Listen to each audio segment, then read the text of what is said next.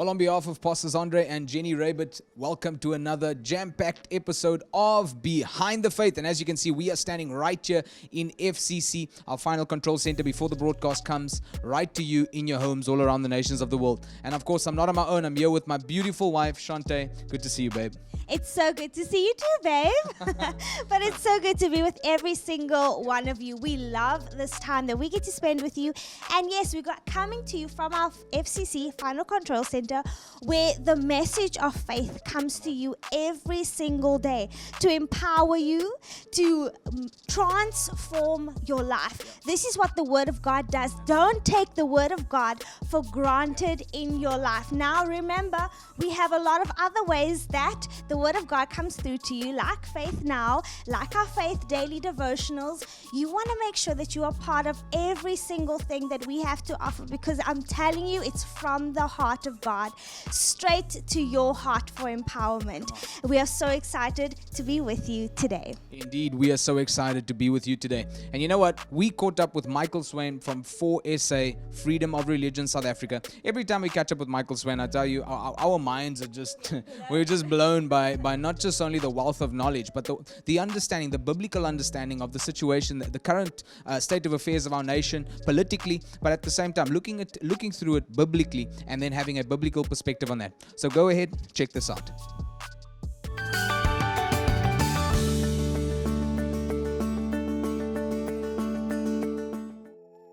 Well, Faith family, it's that time of the month once again, and we are joined by Michael Swain from Freedom of Religion South Africa, 4SA, and he is the executive director. So in simple terms, he's the big cheese, he's the boss man, joining us to talk to us about a few things that are important for us to know as believers. Michael, welcome to Behind the Faith.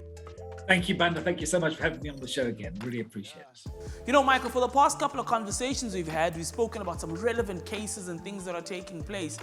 But I think for now, I'd like to take this opportunity to speak to you about something maybe people aren't as aware about or have maybe misinformation about. And even as we were talking before we started with this interview, it's that time of the year, there's carols, it's closing of the year, it's Christmas, everything's happening. And a lot of times people have this perception that religion isn't welcome in schools. Can we talk about that, maybe to dispel some misinformation? Yes, that's an excellent question and a very good point and very pertinent. Because as you say, I think a lot of people, maybe even pastors, maybe other religious leaders, think that schools are kind of off limits in a sense. But this was actually a case that was decided back in 2017, in fact, and it's known as the Oh God case, OGOD to be more precise. And that was essentially a secular organization that went to court and basically said that some 71 religious observances, from the very specific to the general and broad, should be essentially banned from the public school system. Now, in the public school system, we're not talking therefore about private schools, independent schools, faith-based schools, or even schools that are built on church properties where there are other dispensations. But we're talking about some 25,000 public schools. Yeah. And they essentially wanted these observances banned, and they went to the High Court to try and achieve that result. And of course, what they were arguing was, they said, was that we want freedom of religion in schools, but actually what they effectively meant was we want freedom from religion. And it's important to say, of course, that in South Africa, unlike perhaps say in the USA, where you have a very clear separation between church and state, in South Africa, there is no such thing. We are a culture or a community where we celebrate our diversity, and very much that involves our religious freedom rights. Yes. That's the freedom of all religions to practice, not only in praying in our private prayer closets, but living out our faith in our lives. And that, of course, very much applies to learners. And so that was the essence of the case. And the decision came out at the end of June, in fact, in 2017. So Michael, with all this confusion, I'm wondering where it comes from, because if people have this information, how did they get this information that religion isn't allowed in school? And the one assumption I have is people might not be aware of the school's policies. But even before that, how do schools actually come about their policies, and how can parents get involved with all of that? Well, that was the very important aspect of the judgment. So the big question mark was, well, who then decides or defines what is the religious policy of a school? And the answer to that question is that we live in a public school system. In other words, schools are, in that very real sense, owned by the community. And a community will vary from place to place and even from faith to faith. You may have different faith groupings that will be perhaps the dominant faith grouping, or their children will be in a particular school. And so what the judgment said first and foremost was that it is up to the school governing body to set out what their religious policy should consist of. And what that means is that it must therefore be representative of the faith of the students in the school, who are very much free to practice and to live out their faith. So that would cover all sorts of things. It would cover, addresses maybe made in school assemblies, or praying before a sports match, or having a nativity play at Christmas time, or whatever it may happen to be. But it is up to the school governing body as the responsible, if you like, party to define and decide what that is, so that it represents their community. So the school governing body you talk about, who is in the school governing body? So how does it get formed? Well, the school governing body is actually an elected body. And interestingly enough, the next election of school governing bodies takes place only in 2023. But every school has a school governing body. It's set up by statute. And what that body consists of are parents, who actually are in the majority, and also teacher representatives, obviously the management team of the school, and in some instances more senior pupils as well. So this is a very responsible and important position. But of course, all parents can basically go to their school governing body, because this is a body that represents parents as a whole. And we obviously that the elections for those school governing bodies comes about from time to time. As I said, the next election is only in 2023. But that body has the responsibility to set the policy. But there are certain parameters around which they will they'll have to take basically into account as they set the policy. And the first is, of course, that any religious observance that take place in a school must be on an equitable basis. Okay. Now, that doesn't mean to say equal basis. That doesn't mean to say that you have to have, say, one day, preaching or speaking about Hinduism or Islam or Christianity or Judaism or whatever. It means that it has to represent the school ethos, if you like, of the pupils in the school. But equally, it mustn't be exclusionary either. So in other words, if you have perhaps a school assembly where the majority of the pupils might happen to be of the Christian faith, but there's also people of, say, the Islamic faith in the school pupils there, they are equally entitled to have a imam or whoever to come and conduct some form of religious observance for them as well. So that is a very important thing. It must be equitable. It mustn't be exclusionary. For example, one specific thing is you can't call yourself, for example, the Christian High School of Weinberg or something like that. You can't label yourself as a religion. You can't have a badge on your blazer which says, the way, the truth, and the life, and a cross or something like that.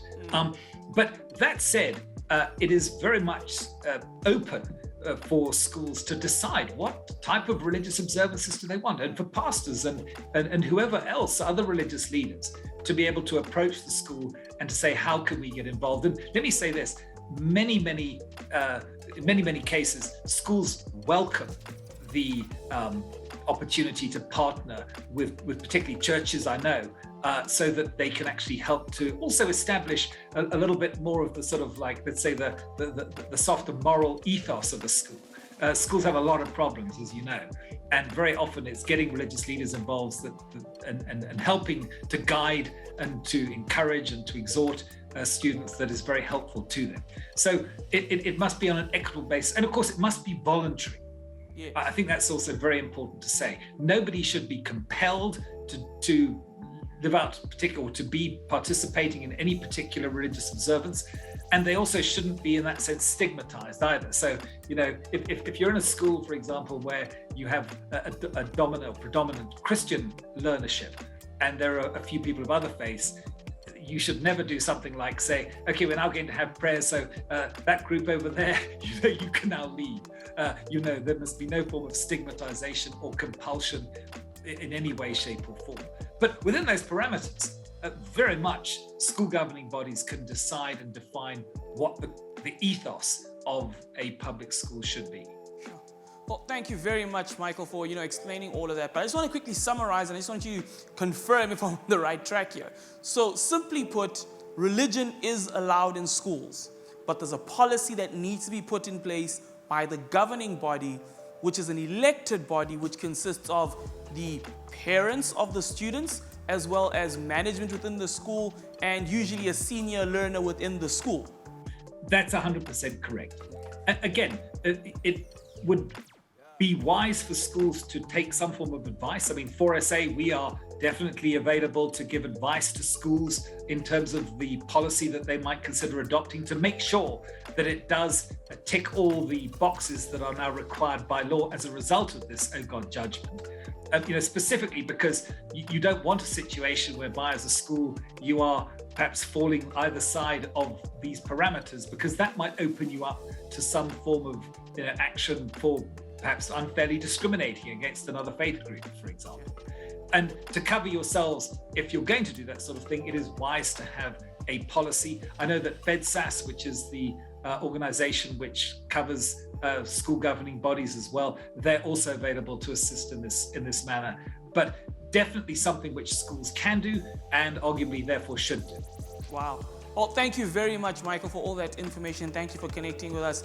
And we will chat to you again in a month's time, or even less. That'd be wonderful. And if you want more information on these or any other things, then please do go to the 4SA website, www.forsa.org.za. If you type, for example, OGOD into the search bar, you'll find all sorts of useful information on the very matter that we've been discussing today. So thank you so much, Banda. Look forward to the next time. No, it's an absolute pleasure. Listen, and for all of you watching right now, the details are on the screen of how you can get in touch with Freedom of Religion South Africa, their social media handle as well, and how you can be a part of the ministry, well, actually the organization that is Freedom of Religion South Africa, and all the great and incredible work they do, as well as this case, the Oh God case that Michael was talking about. So thank you for being a part of this, and I hope that you learned something today as a viewer, and knowing that religion is welcome in your local school.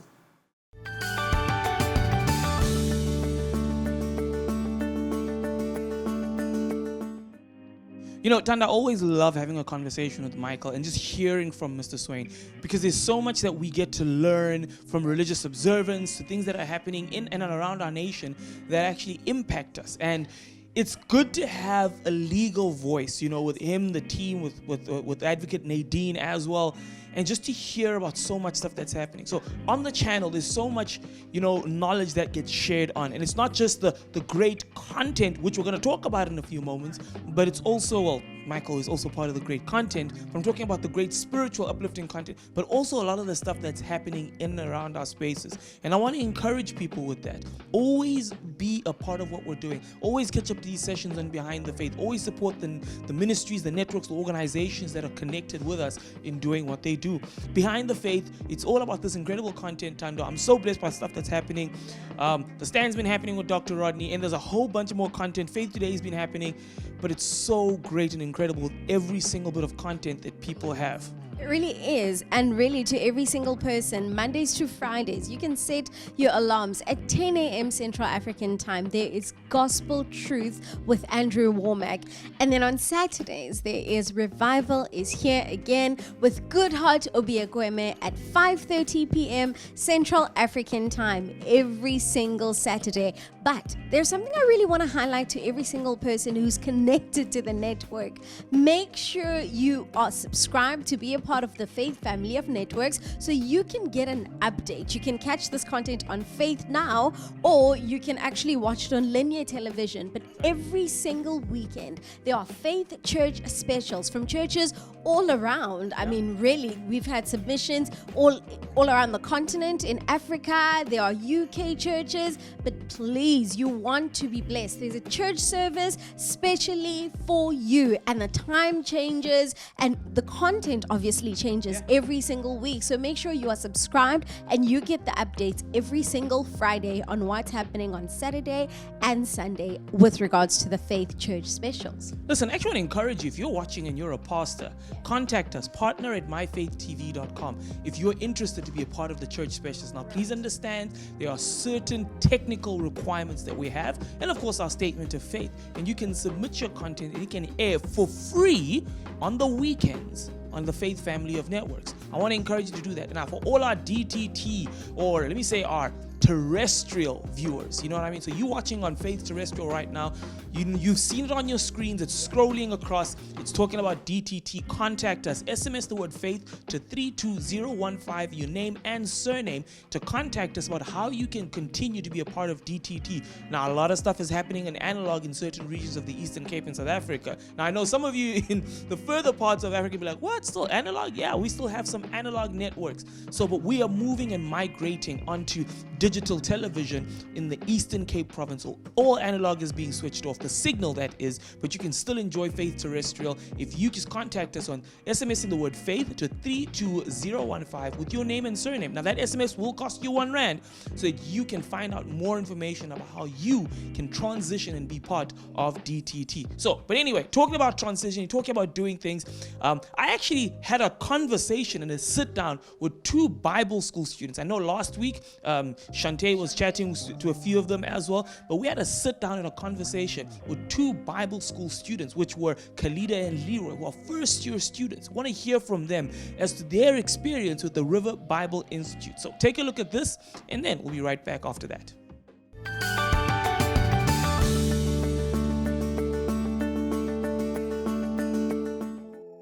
So once again, I'm joined in by Bible school students from the River Bible Institute, Khalida and Leroy. Welcome to Behind the Faith. And I hope you guys are going to have some fun today. Yes, awesome to be here. Okay, so I'm going to go ladies first and ask you the simple question, guys, just to get a bit more about you. So both of you, it's the same question, but obviously, Khalida, I'd like you to answer first. So you answer the call of God. What kind of challenges did you face when it came to answering this call? Like, you said, okay, yes, I'm doing this, I'm going to Bible school. Were there any challenges you faced? And if you did, what kind of challenges did you face? Well, for me, it was a bit different because I went to Beyond Adventures, which is a gap year here in the Eastern Cape. I didn't really know about the call of God. All I wanted to do is know more about God, know more about Christ.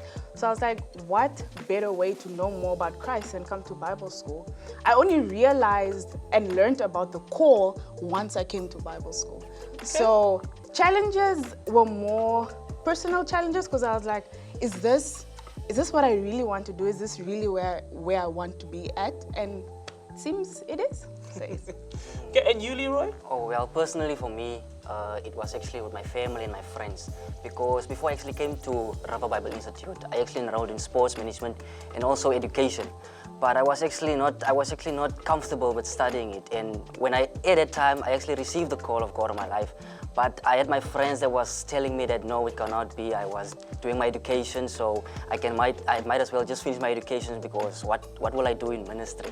And well, here I am today in full-time ministry. Wow, that's awesome. So, okay, Leroy, staying with you, after having to face all those challenges, go through this whole thing, what have you learned about yourself personally?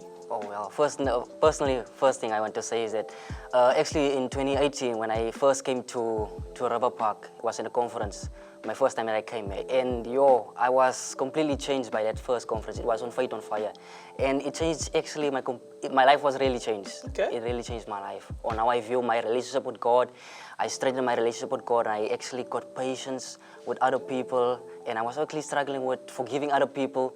But after that conference, I was really changed, man. Okay. I was really changed and I was blessed by the message that came for that day. Okay, yeah. Cool. And then, Khalida, for you, coming to RBI, now you've been here for 2 years now, it's your second year. So what has this showed you about you? What has this taught you about you as a person? It's taught me that I actually know nothing in terms of myself. Because once I came to RBI, I realized that it is not me who's in control of my life, but it is God who guides me and God who gives me direction into where I need to be and where He's taking me. So that's really what I've learned about myself and about my walk and journey with Christ. And I learned that here at RBI. Okay, so helping you yield to the call of God is basically what I'm getting from you. And for you, Leroy, it's having to grow in who you are as a person and walking in forgiveness, because forgiveness is a massive thing for all of us. So, and you never know, that education and sports management might come into key. I just have one more question. This is more for you, Khalida. Because Leroy is from South Africa, from Humansdorp, if I'm not mistaken. Yeah. But for you, Khalida, you are not from the borders of South Africa. So I can imagine it's been quite a challenge, especially in South Africa with the past, well, globally actually, with the past 2 years. What's that been like? You know, being a foreign national, so to speak, having to come to leave your entire country to go to another country to do what you're doing. What's that been like for you? Honestly, in my first year, it was a bit scary because I'm leaving my mom, like everything that I've known for the past 18 years of my life, going into to what was a foreign land. Now it's more home because I've been here for 2 years now. It's been challenging, but a good challenge because I've seen great growth in that challenge. At least I've gotten support from my mom especially, and with the people here at RBI, because it makes you feel at home. It makes you feel like you have a family away from family as well. So with the global, like we had COVID and things like that, it was quite a challenge because I was thinking, do I come back to South Africa? Should I just stay at home? Should I ignore the call? Should I not? But God had great plans. So that's awesome. I'm glad, I really am glad that I came back. Well, from all corners of Africa, Humansdorp included, Yes. you guys have answered the call of God, and that's awesome. So for you who are watching at home right now, if you want to answer the call of God in your life and you know that God has called you, you can enroll at the River Bible Institute and you can be a part of what's going on. Details are on the screen about how you can be a part of this incredible program, and take a look at this to give you a bit more information about the River Bible Institute. Why am I here? What is my purpose? In our world today, the need for a generation of leaders to rise up for God's kingdom is greater than ever. 2 Timothy chapter 2 verse 15 says, "Study to show yourself approved unto God, a workman that need not to be ashamed, rightly dividing the word of truth."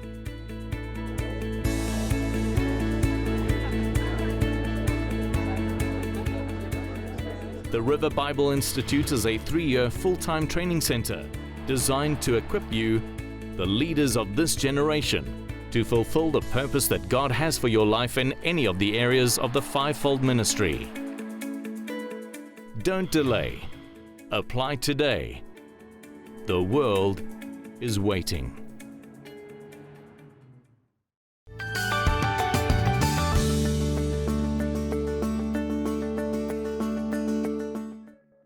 Wow, what an awesome interview that we had with Leroy and Khalida, all about RBI, all about training the next generation of leaders. And listen, if you feel the call of God on your life, if you were stirred by those two testimonies, why don't you do what God is calling you to do? Just be obedient.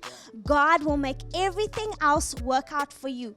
All we have to do is make sure that we hear the word of God, we are convicted by it, we have a word to stand on, and then God has to move. His word will never return to him empty or void, and you can have complete confidence in him. I mean, God puts his word above his name. Why? Because a man is only as good as his word.